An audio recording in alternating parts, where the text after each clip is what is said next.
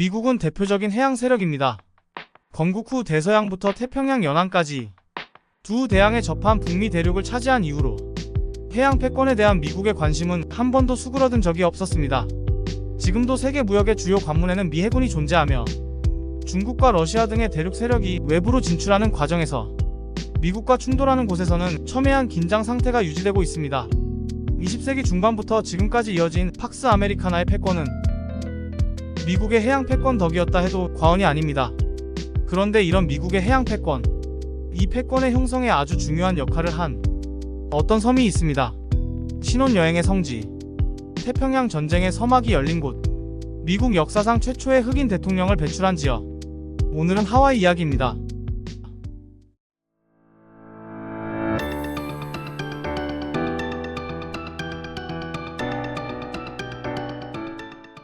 하와이는 미국의 50개 주 중 하나의 주입니다. 미국 본토와 3,200km나 떨어져 있으며 태평양 한가운데 있는 여러 섬으로 이루어져 있습니다. 지도에서 보기엔 아주 작은 섬들로 보이지만 하와이 제도 중 가장 큰 섬인 빅 아일랜드는 면적이 무려 경기도보다 큰 생각보다 거대한 섬입니다. 또한 인구는 140만 명 정도로 태평양 한가운데 그저 하나의 섬으로 생각하기에는 규모가 상당한 지역입니다. 그런데 이런 하와이는 어떻게 미국의 영토가 되었을까요? 지난번 알아본 알래스카처럼 하와이도 처음부터 미국 땅은 아니었습니다. 하와이에 언제부터 사람이 살기 시작했는지에 대해서는 여러 의견이 있습니다. 최초의 정착은 서기 2세기 초반이라는 의견부터 13세기 즉 1200년대라는 의견까지 다양합니다. 그렇지만 초기 하와이에 정착한 사람들이 누구였고 어디로부터 왔는지에 대해서는 큰 이견이 존재하지 않습니다. 이들은 폴리네시아인들로 나침반도 없이 카누와 자신의 몸 하나만으로 수천 킬로미터 망망대해를 항해할 수 있는 전문 항해꾼들인데요. 이 꾼들은 폴리네시아인들의 고향 대만에서 출발해 수백 년에 걸쳐 하와이에 도달했을 것입니다. 이런 하와이가 서구 문명의 역사에 처음으로 등장한 것은 1778년입니다. 18세기 후반 유럽인들에게 마지막으로 남은 미지의 영역 태평양을 구석구석 탐험하며 대항해 시대의 종말과 제국주의의 시작을 알린 제임스 쿡 선장이 유럽에 하와이를 처음 알린 사람입니다. 샌드위치를 만든 사람으로 유명한 샌드위치 백작이 바로 쿡 선장의 후원자였으며 그래서 쿡은 하와이를 샌드위치 섬이라고 이름 짓기도 했습니다. 쿡은 원주민들과 원만한 관계를 유지하였으나 후에 자신의 부하들과 원주민 사이의 갈등 상황에서 사망하고 맙니다. 쿡의 기록에 따르면 이 당시 하와이 제도는 각각의 섬마다 추장이 존재했으며 하나의 통합된 국가가 아니었다고 합니다. 그런데 이런 하와이 제도의 균형은 유럽인들과의 교역이 시작되며 깨지게 됩니다. 여러 추장 중 한 명이었던 카메하메아는 교역을 통해 얻은 총기를 활용해 1782년에서 1795년에 걸쳐 하와이 제도의 섬들을 정복하였습니다. 아무래도 영국에 의해 처음 발견되었고 하와이 왕국을 건설한 카메하메아가 쿡 선장에게 영어와 유럽의 제도, 기술 등을 전수받았기 때문에 하와이 왕국은 영국의 영향을 크게 받았습니다. 이러한 모습은 하와이 왕국의 국기에서도 찾아볼 수 있습니다. 이렇게 만들어진 하와이 왕국은 헌법을 제정하고 링컨보다도 먼저 노예를 해방하는 등 서구 문화를 받아들이며 빠르게 문명화되고 발전했습니다. 그 번성의 과정에서는 하와이의 지리적 입지도 단단히 한 몫을 하였는데요. 태평양 한가운데 위치하며 아시아와 아메리카 대륙의 중간 지점 역할을 하는 하와이는 수많은 고래잡이 선원들과 무역상의 중간 기착지 역할을 했습니다. 지난 영상에서 살펴본 알래스카산 모피를 중국으로 운반하는 무역상들도 많이 거쳤습니다. 하와이 왕국은 다른 비유럽권 국가와는 달리 근대화를 꽤 이루어냈으며 이를 바탕으로 서구 여러 국가의 인정을 받기도 했습니다. 하지만 세상은 냉혹했고 하와이 왕국도 몰락하기 시작합니다. 하와이의 근대화 과정에서 미국인이 운영하는 대규모 사탕수수 플랜테이션이 하와이 곳곳에 들어섰고 미국의 수많은 선교사와 사업가가 하와이 정치, 경제, 사회 전반에 영향력을 행사하기 시작하면서 점차 이들의 입김이 강해지기 시작합니다. 두려움을 느낀 하와이의 왕들은 일본이나 영국 등 다른 열강의 도움을 요청합니다. 심지어 일본에는 보호령으로 편입해달라는 요청을 하기도 했습니다. 어디서 많이 보던 그림인데요. 하와이의 이러한 노력에도 불구하고 미국인 세력을 막을 수는 없었습니다. 1839년 하와이 왕국은 영국의 마그나 카르타를 본다 권리장전을 공포했고 이를 바탕으로 이듬해 1840년 하와이 헌법을 제정하여 하와이는 입헌 군주제로 들어서게 됩니다. 입헌 군주제 좋은 거 아니요? 라고 생각할 수 있지만 문제는 입법 후 즉 의회가 외국인들에게 장악되었던 것이지요. 하와이 원주민들은 의회와 같은 서구식 정치제도에 익숙하지 않았기 때문입니다. 이러한 서구식 정치체제의 정착은 이전까지 하와이 국왕 소유였던 하와이의 땅을 개인이 가질 수 있도록 하는 즉 토지 사유화로 귀결되고 맙니다. 심지어 외국인의 토지 소유까지도요. 안 그래도 열강에 대한 부채 문제가 심각하던 하와이 왕국은 토지 매각을 통해 부채를 해결하게 되고 결국 1860년대에 이르러서는 하와이 전체 영토의 75% 이상이 외국인 소유가 되고 맙니다. 이제부터는 뭐 막을 수가 없습니다.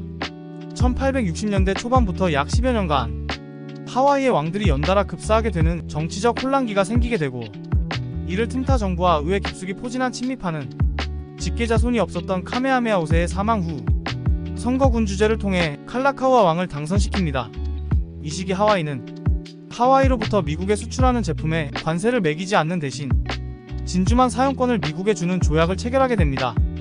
이 조약은 하와이에 큰 소득을 가져다 주긴 했지만 이와 동시에 하와이는 미국을 제외한 어떤 국가에도 영토를 주거나 빌려줄 수 없다 라는 조항에도 동의하게 되면서 미국인들의 침탈을 가속화하게 됩니다. 이 무렵 하와이의 미국인들을 중심으로 한 하와이안 리그라는 모임이 등장하게 되는데요. 1887년 결성된 하와이안 리그는 공공안전위원회라는 공식 이름이 무색하게 사실은 미국의 하와이 합병을 목표로 하고 있었습니다. 이 하와이안 리그는 1887년 칼라카우아 왕을 상대로 강제로 총검 헌법을 이끌어냅니다.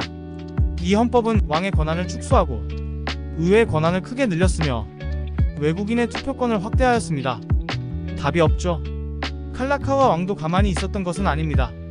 미국인 견제를 위해 일본과의 동맹을 추진하거나 총검 헌법의 폐기를 노리지만 결국 이루어내지 못하고 1891년 샌프란시스코에서 숨을 거두고 맙니다.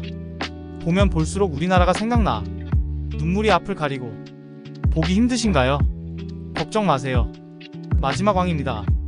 1892년 즉위한 하와이 왕국의 마지막 왕 릴리 우오칼라니는 난관에 봉착한 하와이의 재정 문제 해결을 위해 아편 및 복권 판매를 허용하는 등 여러 대책을 마련했지만 이마저도 미국 개신교 세력의 반발을 불러옵니다. 결정적으로 릴리 우오칼라니는 외국인의 자본을 제한하고 국왕의 권력을 회복하기 위해 다시 한번 총검 헌법의 폐지를 추진하였는데요. 이러한 움직임은 하와이안 리그를 비롯한 미국인들에게 커다란 위협으로 다가오게 되었고 결국 이들은 하와이 왕국 전복 계획을 실행하게 됩니다. 1893년 1월 주 하와이 미국 대사 존 스티븐스와 하와이안 리그의 로린 서튼 그리고 샌포드 돌은 자유라는 명목으로 군중들의 동요를 부추겼고 동시에 하와이에 주둔하고 있던 미 함정의 미국인의 안전을 빌미로 겨우 164명의 해병대 상륙을 요청 이를 실행시키며 릴리 우오칼라니 여왕을 폐위시키고 왕국을 없애버림과 동시에 하와이 임시정부를 수립합니다. 그리고 샌포드 돌을 임시정부의 대표로 삼습니다. 일단 하와이 정리는 어느 정도 했으니 그 다음엔 미국의 합병을 요청해야겠지요. 그런데 여기서 변수가 생깁니다. 당시 미국의 대통령이었던 그로버 클리블랜드는 법원 민주당으로서 타국에 대한 정치 개입이나 영토 확장에 반대하는 반제국주의적 성향이었기 때문입니다. 하와이 임시정부의 기대와는 달리 클리블랜드 대통령은 릴리 우오칼라니 여왕을 복위시키고 임시정부를 해산할 것을 명령하기까지 합니다. 임시정부의 반응은 어땠을까요? 응 아니야 우리 너네랑 다른 나라야 라면서 초대 대통령을 샌포드 돌로 하여 그냥 하와이 공화국을 세워버립니다. 보통 깡은 아니네요. 그런데 잠깐 딴 이야기를 하자면 샌포드 돌 할 때 이 돌 어디서 많이 들어보시지 않았나요? 돌을 아십니까? 는 아니고 바로 미국의 식품회사 돌입니다. 하와이의 권력을 잡은 샌포드 돌은 사촌동생 제임스 돌에게 막대한 크기의 파인애플 농장을 넘겨줬고 이것이 돌사의 모태가 되었습니다. 하와이 원주민 입장에선 돌 쩝 아무튼 미국인들이 세운 하와이 공화국은 하와이 합병에 관심을 가지는 새로운 대통령이 등장할 때까지 하와이계 시민들의 반란도 진압하며 기다리고 있었습니다. 그러던 1898년 미국과 스페인 사이에 전쟁이 일어나게 됩니다. 스페인의 영토였던 태평양의 필리핀 괌에서도 전쟁이 전개되게 되었고 이를 계기로 태평양 한가운데 떡하니 박혀있는 하와이 합병 여론도 커지게 됩니다. 사실 거진 미국 땅이긴 했지만요. 결국 1898년 하와이는 공식적으로 미국의 영토가 됩니다. 그리고 1941년 미국을 충격에 빠뜨린 엄청난 사건으로 세계사의 한 페이지에 등장하게 됩니다. 그 후 하와이는 1959년 1월 정식으로 미국의 49번째 주가 된 알래스카의 뒤를 이어 같은 해 8월 미국의 50번째 주가 되었습니다. 하와이의 역사를 살펴보는 동안 많은 분들이 구한말과 일제강점기를 떠올리셨을 것 같은데요. 강대국들의 틈바구니에서 역사가 좌지우지되고 수많은 사람들이 희생당한 하와이를 보면서 우리나라를 위해 희생하신 수많은 분들께 감사하는 마음을 가지게 되는 시간이기도 했습니다. 오늘은 하와이가 어쩌다 미국 땅이 되었는지 알아보았습니다. 그럼 다음번에 더 재미있는 지식 이야기로 뵙겠습니다. 유익하셨다면 좋아요와 구독 부탁드립니다. 감사합니다.